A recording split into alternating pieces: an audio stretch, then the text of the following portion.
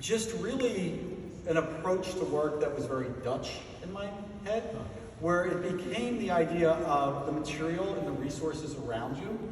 And then looking at the title, and I first connected to John's piece here really through social media. And that's where I kind of got my initial connectivity of seeing what John, because I know John and through jewelry, and I know you through other things, but to see the idea of John's piece, The Everyman, right? And up against the piece right beside you as well, right?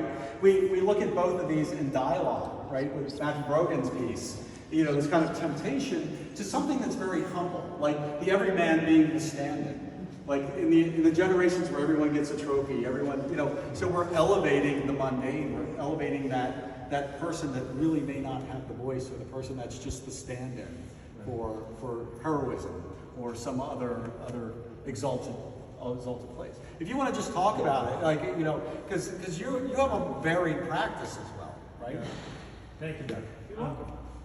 The pieces are called Monuments to Everyman, and my idea was looking at history and the idea of the conversation around monuments and who gets to be on a monument. And typically, it's a historic white male figure on a precious column made out of marble or bronze on an equally precious stone base.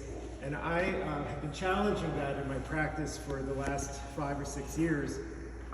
In large part by making self-portraits as monuments, but being kind of whimsical about it, using empty containers from medicine or face cream or vodka bottles, the stuff of life. And so to Doug's point, very humble materials that related to me.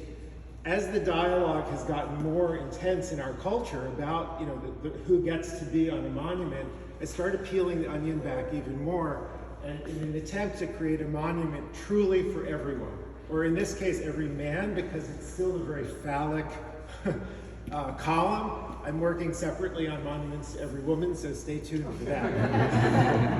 But my materials, instead of a marble column, it's a generic water bottle, something really relatable and identifiable. The figure on top, it's not a white person or a black or brown person, it's a neon yellow person. Bill and I are both wearing. So it's sort of like an emoji person, which makes it even more universal. The piece of wood is the base, is just a scrap from a construction site. And then finally, the plaster is a metaphor both for the transformation from the everyday into art, and then also the human life force, this kind of oozing, dripping form. I found that symbolic and also universal. We've all got those fluids coursing through our bodies. So, thanks, John. There you go. And John actually just posted, I don't know if that's a commission for you, it's a fantasy. A large fantasy version of it in Fleischer Art Memorial, so we're all live for John.